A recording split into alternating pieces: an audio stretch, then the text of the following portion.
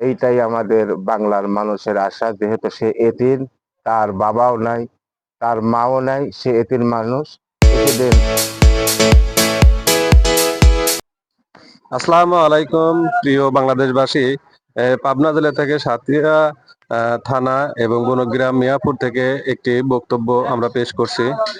আর কিছুদিনের মধ্যেই আমাদের এই নির্বাচনে কে জয়ী হবেন সেই সম্পর্কে একটি খুব গুরুত্বপূর্ণ আলোচনা করবেন আমাদের মাঝে বাবুল ভাই। আমরা সেই গুরুত্বপূর্ণ বক্তব্যটি শুনবো। আসসালামু আলাইকুম রহমতুল্লাহ বারকাতুহু।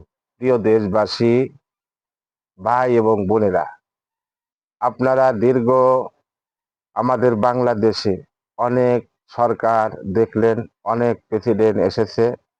তো এবার সামনে ইলেকশনে আমি আপনাদের সবার কাছে আহ, আমি একটাই দোয়া চাবো যে আমরা প্রেসিডেন্ট তারেক জিয়াকে যেন আমরা সরকার হিসাবে আমার বাংলার জমিনে দেখতে পারি।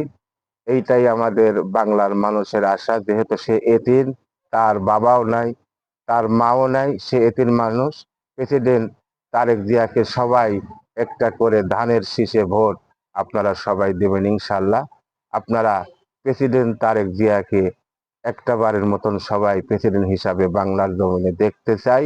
সবাই যেন আমরা একই আশা করি। আমিন। সবাই যেন প্রেসিডেন্ট তারেক জিয়াকে আমরা একটা করে ভোট ধানের শীষে এবারকার মতন যেন আমরা সবাই দিতে পারি। আপনাদের কাছে এইটাই আমার চাওয়া। আসসালামু আলাইকুম রহমতুল্লাহ।